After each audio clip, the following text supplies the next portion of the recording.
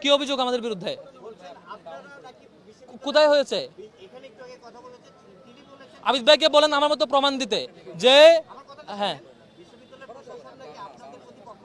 হ্যাঁ আমরা সেটা সকাল থেকে দেখেছি কেমন পক্ষপাতিত্ব, যেখানে যেখানে ইউলেবে অন্য সংগঠনের প্রতিনিধিকে বের করে দেওয়া হয়েছে পোলিং এজেন্টকে, এবং 6 জনের মধ্যে 10 জনের মধ্যে 6 জনই তাদের দলের, এবং কোনো মিডিয়া ঢুকতে দেওয়া হয় না। কি যে করেছে আল্লাহ ভালো জানে, সেখানে মিডিয়া ঢুকতে দেওয়া হয় নাই, কোনো ধরনের অবজারভার ঢুকতে দেওয়া হয় নাই।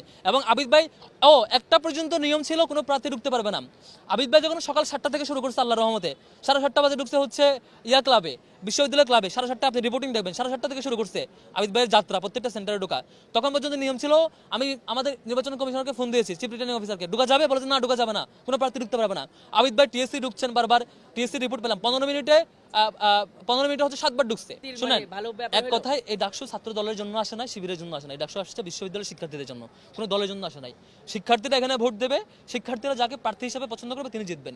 কিন্তু আপনি আপনার পরাজয় নিশ্চিত জেনে বা আপনি আপনার ফলাফলকে ভয় পেয়ে আপনি এখানে নানা নাটক মঞ্চস্থ করবেন, গল্প রটাবেন, নিয়ম নীতি লঙ্ঘন করবেন, লঙ্ঘন করার পরে আবার সেটাকে নীতিমালায় পরিণত করবেন, এই জিনিসটা শিক্ষার্থীরা চিনে ভাই।